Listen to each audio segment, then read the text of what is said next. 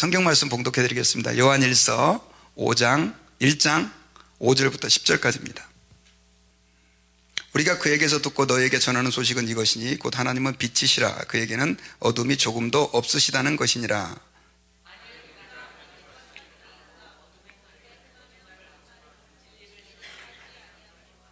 그가 빛 가운데 계신 것 같이 우리도 빛 가운데 행하면 우리가 서로 사귐이 있고 그 아들 예수의 피가 우리를 모든 죄에서 깨끗하게 하실 것이요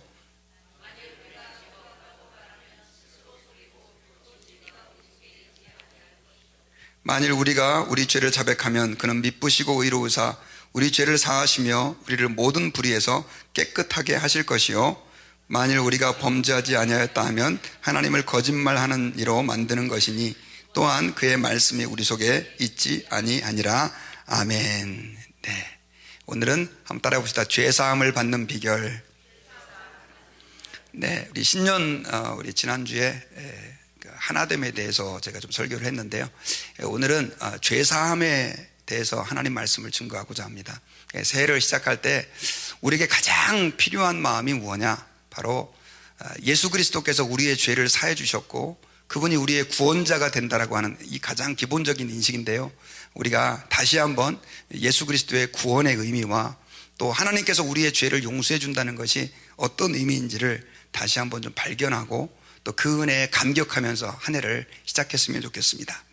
여러분, 우리 인간에게 있어서요, 많은 문제들이 다 있지 않습니까? 가정의 문제, 직장의 문제, 또 자녀들의 문제 있지만 사실 인간의 가장 근본적인 문제가 뭐냐라고 말한다고 한다면 그 문제는 바로 죄다라고 말할 수 있습니다. 왜냐하면 이 죄라라고 하는 것은 우리 인간의 모든 문제의 가장 바닥에 있기 때문에 그래요. 문제가 왜 생기냐? 죄 때문에 생기는 거죠. 여러분, 세상에는 지금 종교가 굉장히 많이 있잖아요, 그죠? 여러 가지 종교가 있는데 그 종교의 목적은 그래서 뭐냐면 어떻게 하면 그 죄에서 벗어나 죄사함을 받을 것인가, 그래서 소위 말해서 구원을 받을 것인가에 대한 의미가 너무너무 많이 있다라고 하는 것이죠. 그래서 세상 사람들은 여러 가지 방법으로 우리가 죄에서 용서받는 방법을 가르쳐주고 세상 종교는 죄에서 구원함을, 사함을 받는 방법을 제시해 주는데, 제가 예전에 학교 다니면서 비교 종교학을 좀 공부를 했었거든요. 여러 가지 종교를 다 비교하는 그런 공부를 해봤는데 그 여러 가지 종교에 다 공통적으로 죄사함을 받는 한 가지 방법이 있더라고요. 그게 뭔지 아십니까? 바로 착한 일을 하라는 거예요. 착한 일. 착한 일을 하면 너희들이 죄 용서함을 받는다라고 하는 것입니다. 근데 여러분, 우리가 착한 일을 해서 죄사함을 받을 수 있다라고 하는 것은 잘못된 생각이에요. 왜 그것이 잘못된 생각이냐면 아무리 우리가 착한 일을 한다 할지라도 그 착한 일은 우리의 죄를 없이 해주지 못하기 때문에 그래요. 여러분, 무슨 말이냐면 여러분들이 비록 죄를 짓고 아무리 착한 일을 많이 한다 할지라도 그 착한 일은 착한 일이지 그 죄를 없애주지 못한다는 거예요. 예를 들어서 어떤 강도가 남의 집에 들어가 가지고 그 집의 주인을 죽이고 그 다음에 돈을 뺏고 도망쳤어요. 도망쳤는데 다행히 안 잡혔어요. 안 잡혔는데 나중에 어느 날 자기 마음속에 이 뉘우침이 일어난 거예요. 내가 이렇게 살면 안 되겠다. 내가 이제는 제대로 인생을 살아야지 해가지고 그때부터 착한 일을 굉장히 많이 하는 겁니다. 어려운 사람도 도와주고 다른 사람한테 겸손하게 행동하고 그 다음 또 힘든 일 있으면 다 골라서 하고 사회봉사도 많이 하고. 그러면 그 죄가 다 없어집니까? 예, 안 없어집니다. 착한 일은 귀하지만 그 사람이 그러면 어떻게 그 죄가 없어질 수 있죠? 어떻게 그 사람은 그 죄에서 그 형벌을 면할 수 있고 그 죄에 대해서 자유함을 얻을 수 있죠? 답은 그 죄에 대한 심판을 받는 거예요. 그래서 자수해가지고 내가 이런 죄를 지었습니다. 그리고 법원에서 징역 20년이면 20년 혹은 10년이면 10년 형을 받고 그리고 나와야 어떻게 되는 거예요? 죄가 없어지는 거예요. 여러분, 마찬가지예요. 우리 인간이 살아오면서 많은 죄를 세상에서 짓습니다. 많은 죄를 짓는데 어떻게 우리가 그 죄에서 용서를 받고 구원을 받을 수 있을까요? 많은 사람들은 착각하기를 내가 착한 일을 하면 하나님이 내 죄를 용서해 주시고 내 죄를 다 사해 주시겠지라고 생각하는데 여러분, 그렇지가 않습니다. 그 착한 일은 단지 우리를 포장하는 것 뿐이에요. 진정으로 우리가 죄 용서함을 받기 위해서는 어떻게 되냐면 그 죄에 대한 벌을 받아야 되는 거예요. 죄에 대한 벌을 우리가 받을 때 우리는 그 죄가 해결이 되는 거예요. 그래서 하나님의 구원을 받게 되는 거예요. 그래서 우리가 죄에 대한 벌을 받으면 죄가 해결이 되는데, 성경에서는 로마서 6장 23절에서 우리에게 이렇게 얘기를 하고 있어요. 우리 같이 한번 읽어보십시다. 시작. 죄의 싹은 사망이요 하나님의 은사는 그리스도 예수 우리 주 안에 있는 영생이니라. 자, 우리가 죄의 형벌을 받으면 되는데, 그러면 그 죄의 형벌은 어떤 형벌이냐는 거죠. 어떤 형벌을 받아야 되느냐는 거죠. 세상 사람들은 그 죄의 경중에 따라서 그 형벌을 받는데, 특별히 하나님의 눈에, 하나님의 법에서 하나님이 우리를 볼 때는 그 죄에 대한 대가가 뭐냐면, 형벌이 뭐냐면 사망이다라고 얘기를 하고 있어요. 여러분, 모든 사람들, 죄를 지은 모든 사람들은 하나님 아버지 앞에서 형벌을 받아야 그 죄가 해결이 돼요. 그런데 그 형벌이 뭐냐면 사망이라고 하는 거예요. 그러면 그 사망이라는 게 뭐냐 이거예요. 성경에서는 사망이 두 가지가 나와요. 어떤 사망이냐면, 첫째는 우리의 목숨이 끊어지는 사망이 있고, 두 번째 사망은 하나님 앞에서 우리 인간이 영원히 하나님에게 분리되는 지옥의 형벌을 얘기하는 거예요. 그러니까 우리 인간이 살면서 짓는 모든 죄에 대해서, 혹은 원죄에 대해서 어떻게 우리가 해야 해결을 받느냐, 우리가 하나님 앞에서 사망이라고 하는 심판을 받을 때, 지옥의 형벌이라고 하는 심판을 받을 때 그 죄가 해결이 되는 거예요. 근데 한번 생각해 보세요. 내가 죄를 지어서 지옥 가면 그게 죄가 해결이 되는 겁니까? 그거는 죄에 대한 해결이 아니라 죄에 대한 심판이고, 결국 그걸로 인해서 우리 인생은 끝나게 되는 거예요. 지옥에 가면 다시 돌이킬 기회가 없잖아요. 그래서 그것은 진정한 답이 안 됩니다. 그래서 하나님께서는 우리에게 누구를 보내주셨냐면 예수 그리스도를 보내주신 것입니다.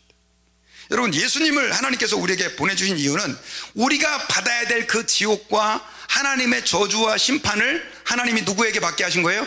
예수님에게 받게 한 거예요. 쉽게 말하면 예수님은 우리가 받아야 될 벌을 대신 받으신 분이라는 것입니다. 여러분, 신앙생활 오래 하면서요, 많은 분들이 우리는 예수님을 믿습니다. 근데 예수님을 어떤 분은 믿는 이유가 약간 이상해요.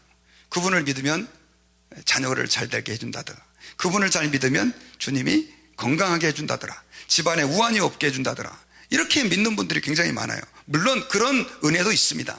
하지만 우리가 예수님을 믿는 가장 근본적인 이유는 그게 아니에요. 바로 뭐냐면, 예수님께서 이 땅에 오셔서 십자가에서 죽으심으로 나의 모든 죄를 그분이 대신 담당하셨다고 하는 것을 믿는 거예요. 내가 받아야 될 심판을 예수님이 대신 받았다라고, 그렇게 우리가 믿고 그 예수님께 감사하고 신앙생활 하는 게 바로 믿음이다라고 하는 것입니다. 여러분, 제가 예전에 그 이야기를 한 것 같은데요, 여러분들에게 또 한 번 좀 얘기를 하려고 합니다. 못 들으신 분들은 또 들으시고, 그 다음에 예전에 들으신 분들은 다시 한번 리마인드 하시고, 그 다음에 아직 못 들으신 분들은 잘 한번 생각하면서 들어보세요. 그 쌍둥이 형제가 여러분 있었습니다. 근데 형은 굉장히 착하고 동생은 문제가 많이 있었습니다. 그런데 어느 날 그 동생이 피 묻은 옷을 입고 그 형 집에 헐레벌떡 들어온 거예요. 그래가지고 그 형은, 아, 동생이 무슨 사고를 쳤구나, 이런 생각을 한 거죠. 사실은 형은 그 사고 치는 동생을 굉장히 안타까워하고 많이 사랑했어요. 그래가지고 자기도 모르는 사이에 아유, 동생을 좀 보호해주기 위해서 그 동생의 피 묻은 옷을 자기가 대신 입은 것입니다. 그런데 얼마 뒤에 갑자기 그 집에 후다다다닥 이 경찰들이 몰려온 거예요. 그래가지고 그 누구예요? 형을, 쌍둥이인 형을 동생인 줄 알고, 뭐 당연히 옷도 피 묻은 옷을 입었으니까 그냥 체포해가지고 경찰서로 끌고 갔습니다. 동생은 그 집 어딘가에 이제 몰래 숨어 있었는데 인기척이 없고 조용해지자 정말로 걸음아 나 살려라 하면서 멀리 도망가 버렸어요. 형은 어떻게 됐는지 동생은 별로 신경도 쓰지 못했습니다. 왜냐하면 자기가 사는 게 너무 급했기 때문입니다. 그러다가 시간이 한 1년 정도 지난 어느 날 우연히 텔레비전을 보다가 뉴스를 보게 됐는데 굉장히 충격을 받은 거예요. 자기가 그 죽였던 그 살인범인데요, 그 살인범이 잡혔고 그 살인범이 재판을 받게 됐다는 얘기를 들었어요. 그리고 얼굴이 나오는데 그 얼굴이 누구 얼굴이에요? 자기 형의 얼굴인 거예요. 그래가지고 그때 이 동생의 마음속에 너무나 자기가 잘못했구나 하는 그 뉘우침이 일어난 것입니다. 그래가지고 자기의 그 멀리 도망가 있던 그곳에서 이제 그 사건 현장까지 왔어요. 경찰서로 갔더니 이미 법원에 재판이 회부됐으니까 거기로 가보라고. 그래가지고 거기 가서 검사를 만났는데 충격적인 소식을 들은 거예요. 이미 그 형이 사형 선고를 받고 사형이 집행됐다는 거예요. 그래 동생은, 아, 내가 범인이라고. 그래가지고 이제 그거에 대한 재판이 심리가 열리게 됐는데 나중에 재판관이 어떻게 결정을 했냐면 이미 그 형이 그 모든 죄에 대한 대가를 다 받았으니까 당신은 앞으로 바르게 사십시오 하면서 그냥 풀어줬다는 거예요. 물론 이거 현실 속에서 일어나기 참 힘든 얘기인데, 여러분 이 이야기 속에서 우리에게 굉장히 중요한 것을 한 가지 가르쳐줘요. 그게 바로 뭐냐면 대속이라는 것이 무엇이냐라고 하는 것입니다. 여러분 예수님께서 십자가에서 우리를 위해서 대신 죽으셨다, 이게 무슨 말이냐면 저와 여러분들이 하나님 앞에서 범죄해서 심판받아야 마땅해요. 우리가 하나님의 형벌을 받아야 마땅한 거예요. 그래서 멸망당해야 마땅한데 하나님이 우리에게 심판을 요구하지 않고 우리에게 형벌을 요구하지 않고 누구에게? 예수 그리스도께 그것을 요구하셨다는 것입니다. 여러분 우리가 예수님을 믿는 것은 바로 예수님이 우리의 모든 죄를 지시고 그렇게 십자가에서 죽으셨기 때문이에요. 이게 바로 믿음의 가장 근본적인 실체고 가장 중요한 본질이다라고 하는 것입니다. 자, 그런데 문제는요, 누가 그러면 예수님께서 대신 십자가에서 죽어주신 그 은혜를 누릴 수 있느냐는 거예요. 여러분 이거 기억하셔야 돼요. 예수님께서 십자가에서 죽으실 때 모든 지구상에 있는 모든 사람을 위해서 죽으셨습니까? 아닙니다. 예수님은 십자가에 지구상의 모든 사람을 위해서 죽으시지 않았어요. 왜냐하면 만약 모든 사람을 위해서 십자가를 당하셨다면 여러분들은 예수를 믿을 필요가 없어요. 왜? 이미 다 구원받으니까. 여러분 예수님께서는 누구를 위해 그 형벌을 당하시고 십자가에서 죽으셨냐? 한번 따라해 봅시다. 믿음이 있는 자, 믿는 자, 믿는 자예요. 믿는 자를 위해서 예수님께서 그렇게 십자가에서 그 사람의 모든 죄를 대속하신 거예요. 자, 여러분 요한복음 1장 12절을 한번 보시자고요. 요한복음 1장 12절에 보면요, 자, 영접하는 자 곧 그 이름을 믿는 자들에게는 하나님의 자녀가 되는 권세를 주셨으니 그랬어요. 자, 여기 보니까 영접하는 자 곧 그 이름을 어떤 사람? 믿는 자, 믿는 자가 하나님의 자녀가 되는 권세를 얻는 거예요. 여러분 신앙생활에서 왜 믿음이 중요하냐면 믿는 자가 그 십자가의 구원의 은혜를 누리기 때문에 그래요. 믿는 자가 하나님의 자녀가 되는 거예요. 우리가 잘 알고 있는 요한복음 3장 16절에서는요 우리에게 이렇게 말씀을 하고 있어요. 우리가 잘 알고 있는 말씀이죠. 자, 같이 한번 읽어볼까요? 시작. 하나님이 세상을 이처럼 사랑하사 독생자를 주셨으니 이는 저를 믿는 자마다 멸망치 않고 영생을 얻게 하려 하심이라. 여기서도 어떤 사람이 멸망치 않고 영생을 얻습니까? 믿는 자예요. 믿는 자. 그러니까 예수님의 그 십자가의 엄청난 대속의 은혜가 누구에게 적용이 되느냐면 믿는 자에게 적용이 되는 거예요. 그래서 저는 여러분들에게 한번 여쭤보고 싶어요. 여러분은 믿습니까? 그 예전에 여러분 그 사이비 종교 이런 사람들 보면 믿습니까? 그러면 아멘! 뭔지도 모르고 막 아멘하고 막 이러는데 여러분 알고 믿어야 돼요. 믿음이라고 하는 것은 그래서 어떤 의미가 있냐면요, 우리가 하나님 나라에 들어가는, 그리고 구원받게 되고 죄사함 받게 되는 열쇠와 같은 거예요. 옆에 있는 분들에게 당신은 믿음의 열쇠가 있습니까? 이렇게 한번 물어보세요. 집에 들어갔는데 키가 없어요. 못 들어가요, 여러분. 하나님의 자녀가 되고 천국 들어가는데 키가 없으면 못 들어가는 거예요. 그 키가 뭐냐? 바로 믿음이라고 하는 거예요. 그래서 여러분, 저와 여러분들이 예수님이 나를 위해서 십자가에서 죽어주셨다고 하는 걸 믿는 믿음이 있다는 걸 감사해야 되는 거예요. 그런데 문제가 있어요. 마귀가 이걸 알까요, 모를까요? 알다 보니까 사람들로 하여금 신앙을 흐트러뜨리기 위해서 믿음을 오해하게 만들어요. 믿음이 뭔지 헷갈리게 만들어 버리는 거예요. 그래서 여러분 오늘날 교회 다니는 성도들 가운데 믿음이 뭔지를 잘 모르는 사람이 너무 많아요. 제가 여러분들에게 몇 가지 그 믿음의 오해들을 말씀드리고 무엇이 진짜 믿음인지를 여러분들에게 좀 정리해 드리려고 해요. 여러분, 첫째, 믿음에 대해서 오해하는 사람들이, 제가 아까 믿음의 열쇠가 있습니까? 네, 있습니다. 그런데 여러분들 한번 돌아보시자고요. 여러분들이 정말 참 믿음이 있는지. 첫 번째 오해는 어떤 믿음이냐면요, 하나님의 존재를 단지 믿는 것. 그러니까 하나님이 계시다라고 하는 것을 믿는 것을 내가 믿음이 있다고 생각하는 거예요. 그런 사람 많아요, 안 많아요? 맞죠? 여러분, 세상에 하나님이 계시다는 걸 안 믿는 사람 많습니다. 하나님이 계시다는 걸 믿는 것은 큰 은혜인 줄 믿습니다. 진짜예요. 예, 큰 은혜예요. 여러분, 그거 믿어지는 거 감사해야 돼요. 그런데 하나님의 존재를 믿는다고 예수님의 십자가의 대속의 은혜가 내게 되는 게 아니라는 거예요. 왜 그런지 아세요? 야고보서 2장 19절을 한번 보자고요. 야고보서 2장 19절. 자, 여기 보면 하나님의 존재를 믿는 존재가 또 있는데 그게 바로 어떤 존재냐면 귀신이에요. 귀신. 네가 하나님이 한 분이신 줄을 믿고 떠느냐, 귀신도 믿고 떠느니라, 이렇게 돼 있어요. 네가 하나님이 한 분이신 것을 믿느냐, 귀신도 믿고 떤다. 여러분, 귀신이 하나님이 살아계시는 것을 믿어요, 안 믿어요? 믿죠? 예, 귀신같이 안다는 말 있잖아요, 여러분요. 예, 귀신 하나님이 계신 거 믿어요.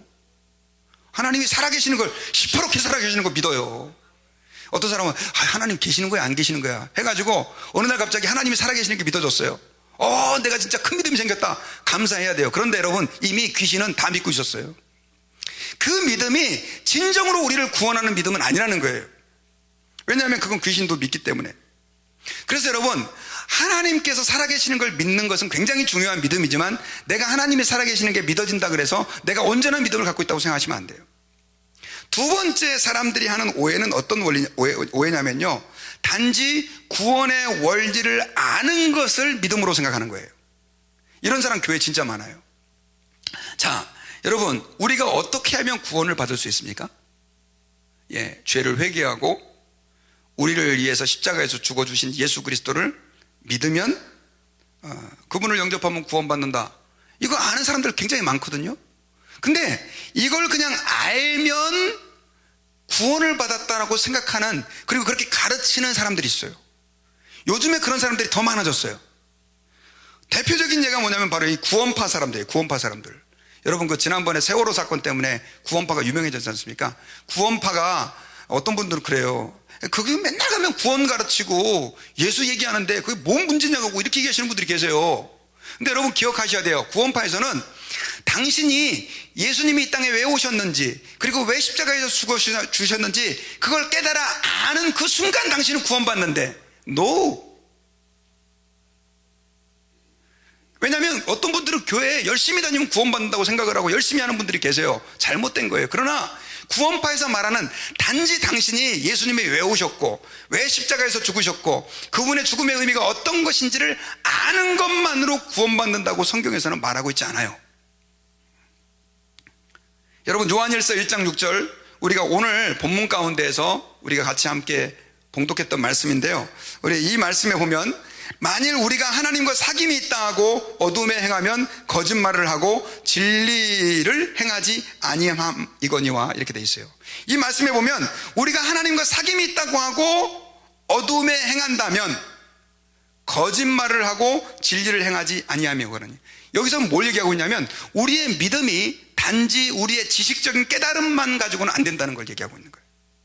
우리의 믿음에는 반드시 행위로 증명되는 뭔가가 있어야 되는 거예요. 이렇게 얘기하니까 또 어떤 분은 이게 바로 이제 그 다음 오해인데요, 믿음을 단순하게 또 반대로 이 사람은 신앙의 행위로만 이해하는 사람이 있어요. 자, 교회에 열심히 나오고 헌금 잘 드리고 기도하고 성경 열심히 읽고 그런 사람은 믿음이 있는 사람이죠. 맞아요? 갑자기 좀 점점 자신감이 없어지시네요. 예, 여러분, 이것도 믿음의 오해예요.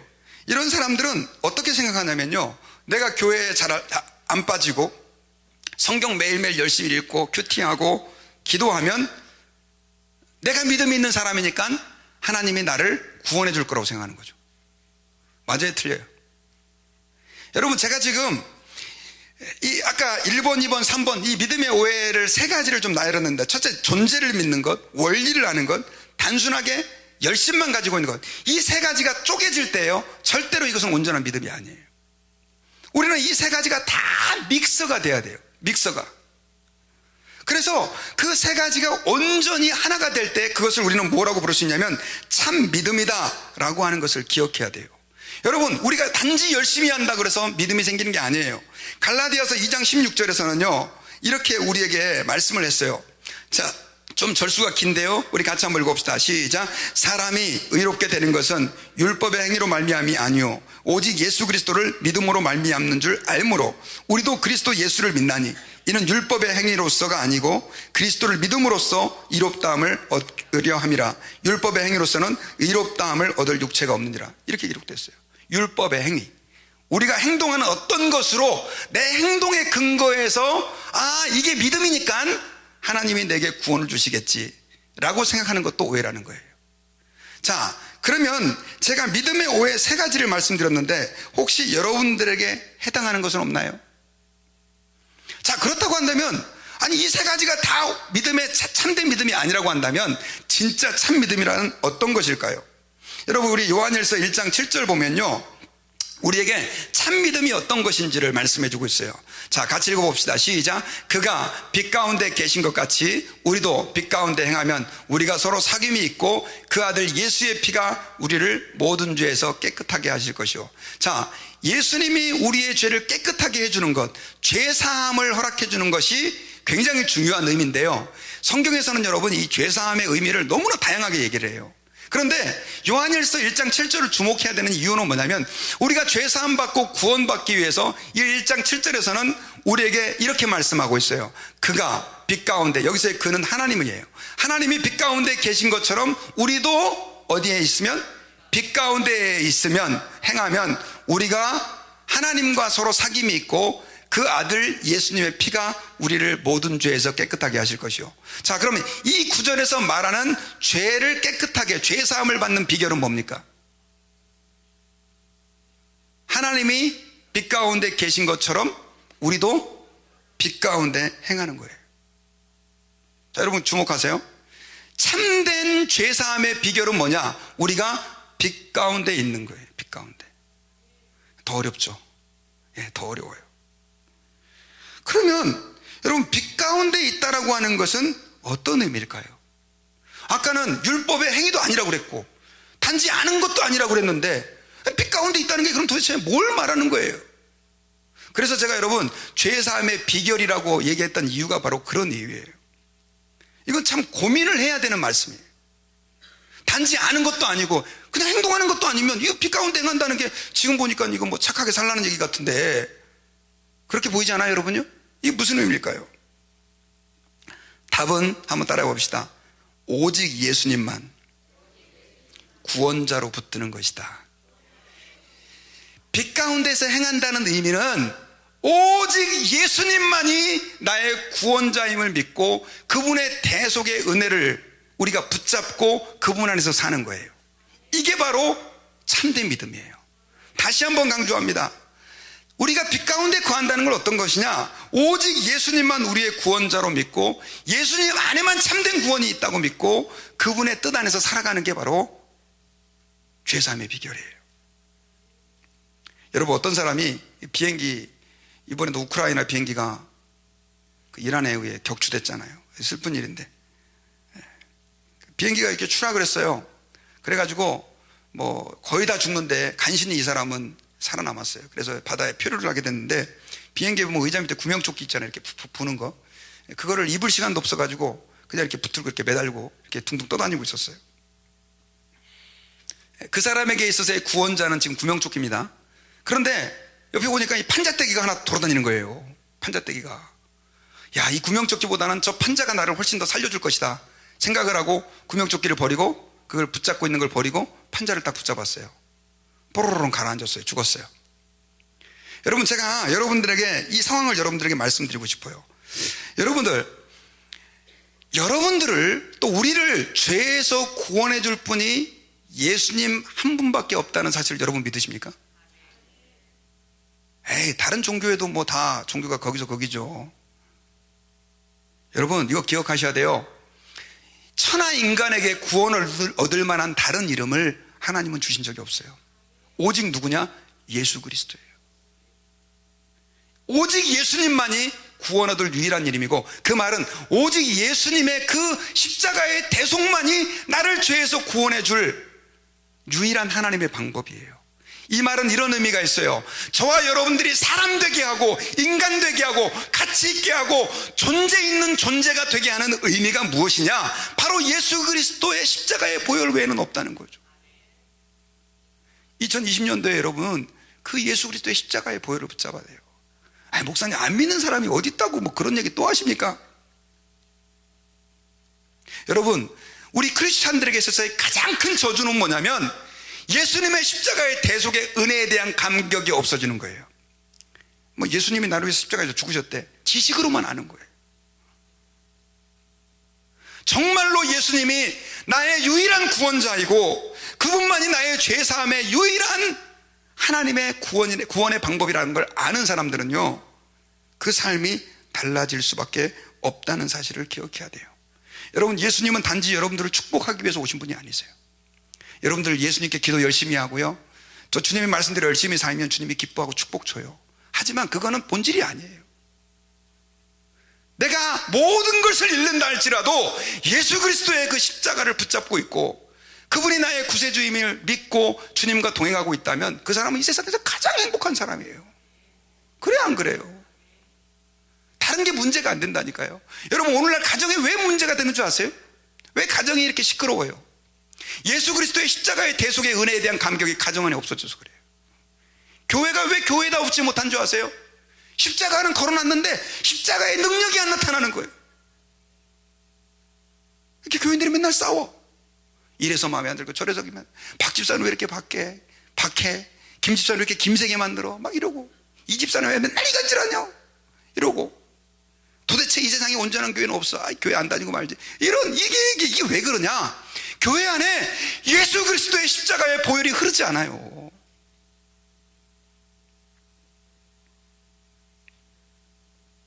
여러분, 요한복음 14장 6절에서 예수님 말했어요. 예수께서 이르시되 내가 곧 길이요 진리요 생명이니 나로 말미암지 않고는 아버지께로 올 자가 없느니라. 이걸 여러분 붙잡으셔야 돼요. 치매 걸리시더라도 이건 잊어버리면 안 돼요. 우리 옆에 있는 분들에게 치매 걸리더라도 이건 잊어버리지 맙시다. 뭐 치매 걸려갖고 예수님이나 부처님이나 뭐 비슷하지 뭐 이러면 안 되는 거예요. 치매 걸려도 내 아들 이름은 잊어버려도 며느리한테 뭐 이렇게 누군지도 몰라도 그래도 예수님이 나의 구원자라는 걸 잊어버리면 안 되는 거죠. 그래서 여러분 잘 기억하셔야 돼요. 구원이라고 하는 것은 과정이에요. 구원이라고 하는 것은 단 한 번에 이루어지는 것이기도 하지만 과정이에요. 이게 무슨 말이냐면요, 이렇게 생각하는 분들이 계세요. 구원은 예수님만 영접하면, 영접기도 한 번 하면 구원받아. 나 옛날에 예수님 영접하고 세례 받았으니까 구원은 따놓은 당상이야. 내가 무슨 짓을 해도 구원받아. 구원파예요, 구원파. 그게. 구원이라고 하는 것은요, 내가 옛날에 한번 예수님을 영접했다 그래가지고 세례 한번 받았다 그래가지고 예전에 한번 예수님을 내가 한번 믿었었다고 그래서 구원받는 게 아니에요. 구원은 한번 따라봅시다. 현재형이다. 아까 여러분 요한복음에서도 말했고 요한복음 3장 1장에서도 말했고 요한복음 3장에서도 말했는데, 영접하는 자 곧 그 이름을 믿는 자, 그 다음에 하나님이 세상을 이처럼 사랑하사 독생자를 주셨으니 이는 저를 믿는 자, 현재형이에요. 옛날에 황수관 박사가 그런 말 했어요. 흘러간 물로는 물레방아 못 돌린다고. 여러분, 옛날에 내가 믿음이 있었는데 지금은 예수님이 뭐 계시는지 안 계시는지 뭐 믿어지지도 않는데 옛날에 내가 믿었으니까 구원받겠지. 아니에요, 여러분요. 하나님 앞에서요, 지금 내가 예수 그리스도를 나의 구주로 믿고 있느냐, 이 확신이 있어야 돼요. 그래서 저는 여러분 이렇게 한번 비유를 해주고 싶어요. 이 구원이라고 하는 것은 여러분 되게 설명하기 어려운 부분이에요. 그런데 많은 사람들이, 특히 요즘에는 이 구원파의 영향이 너무 많아가지고 사람들이 한 번 예수 믿으면 그냥 뭐 뭔 짓을 해도 구원받는다고 생각하고, 교회 와서도 여러분요, 난 구원받았으니까 하면서 사고치고 막 문제 일으키고 그래도 나 구원받았다고 떳떳하게 고개 들고 얘기하는 이상한 크리스천들이 많은 시대가 돼버렸는데, 여러분 아니에요. 하나님 앞에서요, 구원이라고 하는 거 이런 거 같아요. 마치 여러분 미국에는 뭐 기차가 별로 없는데 한국에서 서울에서 부산까지 기차를 타고 간다고 칩시다. 그러면 부산을 가는 기차에 올라타는 순간 우리는 부산에 갈 거예요. 그쵸? 가만히 있으면 그냥 데려다 줘요. 하지만 그 사람은 부산에 도착한 거예요? 안 도착한 거예요? 아직 안 도착. 올라타는 순간, 그러니까 그 안에 그냥 있으면 그냥 구원받아요. 그러니까 부산까지 가는 거예요. 그런데 중간에 너무 답답하고 여기 이상한 사람들 이렇게 많어 해가지고 중간에 내렸어요. 그럼 못 가는 거예요, 여러분요. 그러니까 저는 여러분들이 하나님 앞에서 믿음의 진정한 의미를 좀 기억하셨으면 좋겠어요. 주님을 끝까지 붙들고, 물론 그것도 주님이 하게 하시지만 주님을 끝까지 붙들고 주님 안에 거할 때 우리는 하나님 앞에서 구원받은 주의 백성으로 구속의 은혜를 누리는 거예요. 그럼 어떻게 우리가 주님 안에 거하느냐는 것입니다. 빛 가운데 거한다는 것은 유일하신 예수 그리스도를 붙잡는다는 건데, 여러분 예수님 보입니까? 보이세요, 안 보이세요? 저는 안 보여요. 혹시 봤다는 분들 계신데 너무 자주 보는 분들은 좀 위험한 분들이세요. 예수님을 붙잡는다는 게 어떻게, 예수님 뭐 목사님 같으면 뭐 바지라도 붙잡고 어떻게 하겠는데 예수님 안 보이잖아요. 어떻게 알아요? 요한복음 15장 10절에서는요. 자, 같이 한번 읽어보십시다. 요한복음 15장 10절. 시작. 내가 아버지의 계명을 지켜 그의 사랑 안에 거하는 것 같이 너희도 내 계명을 지키면 내 사랑 안에 거하리라. 여러분 예수님께서요, 계명을 지키는 것이 주님 안에 거하는 것이라고 얘기했어요. 요한일서에도 뒤에 계속 나오는 내용이 뭐냐면, 우리가 예수님 안에 있다고 한다면 주님의 말씀을 지키는 거예요. 그러니까 믿음이라고 하는 것은 나는 믿으니까 내 마음대로 살아도 돼, 이게 아니에요. 믿는 사람들은 예수님 안에 거하게 돼 있고, 예수님 안에 거하는 사람은 주님의 말씀대로 살려고 발버둥을 치게 돼 있어요. 그래서 야고보서에서는 니네가 믿음이 있다고 하고 행함이 없다, 그건 거짓말이라고 그랬어요. 나 믿습니다 하는데 예배당 문 밖 나가는 순간에 저 사람이 마귀인지 예수 믿는 사람인지 헷갈려. 맨날 사기치고 거짓말하고 사람들 등쳐먹고. 참 믿음 아니에요, 여러분요. 왜냐하면 우리의 믿음이라고 하는 것은 믿습니다 한다고 되는 게 아니거든요. 그것도 해야 돼, 하지 말라는 게 아니고, 믿습니다 한다고 되는 게 아니라 내 삶으로 믿음을 고백하는 거예요. 그게 믿음인 거예요. 그게 바로 빛 가운데 거한다는 것이에요. 여러분, 우리 요한일서 1장 8절과 9절 우리 본문인데요, 우리 같이 한번 읽어보겠습니다. 자, 시작. 만일 우리가 죄가 없다고 말하면 스스로 속이고 또 진리가 우리 속에 있지 아니할 것이요, 만일 우리가 우리의 죄를 자백하면 그는 미쁘시고 의로우사 우리 죄를 사하시며 우리를 모든 불의에서 깨끗하게 하실 것이요. 자, 빛 가운데 거하는 삶을 얘기하면서 갑자기 여기서는 뭘 얘기하냐면 회개에 대해서 얘기를 하고 있어요. 빛 가운데 거하는 삶은 어떤 삶이냐면요, 하나님 앞에서 자신의 죄인됨을 깊이 깨닫게 되는 거예요. 그래서 끊임없이 그 말씀으로 도전을 받아요. 그래서 주님 앞에서, 주님, 나는 심판받을 수밖에 없는 죄인입니다라고 하는 것을 계속해서 느끼는 거예요. 그러다 보니까 그 사람은 뭐 할 수밖에 없어요? 회개할 수밖에 없어요. 이 말씀이 바로 그런 의미예요. 빛 가운데 거한다고 하는 사람은 그래서 그 삶에 뭐가 증거로 나타나는 삶이냐면 하나님 앞에서의 회개가 증거로 나타나는 삶이에요. 제가 죄인입니다. 죄가 죄인입니다. 여러분, 예배당에 나와서 하나님 앞에 기도할 때마다 주님, 제가 죄인입니다. 하나님, 나 같은 죄인을 위해서 예수님 보내주셨군요. 이런 감격이 생기세요? 없으신가 봐요. 그런 감격이 있는 사람이 믿음 있는 사람이에요. 그게 바로 빛 가운데 거하는 삶이에요. 빛 가운데 있다 보면, 여러분요, 빛 가운데 있다 보면, 제가 예전에 한번 얘기했는데, 빛이 밝은 데 있다 보면 더러운 것들이 다 보이잖아요. 우리가 하나님 안에, 하나님의 빛 가운데 거하다 보면 우리의 죄악됨과 추악함이 다 드러나요. 그러다 보니까 누구를 바라볼 수밖에 없습니까? 예수님을 볼 수밖에 없는 거예요. 빛 가운데 없을 때는요, 그냥 나는 저 인간이 천국 가면 나는 천국의 제일 높은 자리 간다, 이렇게 생각하면서 산단 말이에요. 근데 주님의 빛 가운데 우리가 딱 들어가는 순간 뭘 느끼냐면, 주여, 죄인입니다. 베드로가 그랬잖아요. 예수님을 메시아인 걸 딱 알아보고, 주여 나를 떠나소서, 나는 죄인입니다. 이사야가 하나님의 그 임재를 성전에서 목격하고 나서 뭐라 그런지 아세요? 주여, 저는 입술이 부정한 사람입니다. 그 사람이 뭐 하는 사람이냐면요, 설교하는 선지자였어요.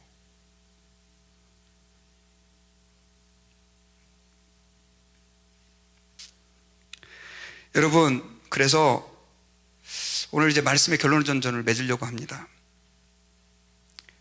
진짜로 믿음이 있는 사람이 하나님께서 우리에게 베풀어 주신 그 위대한 죄사함의 은혜를 누리게 됩니다.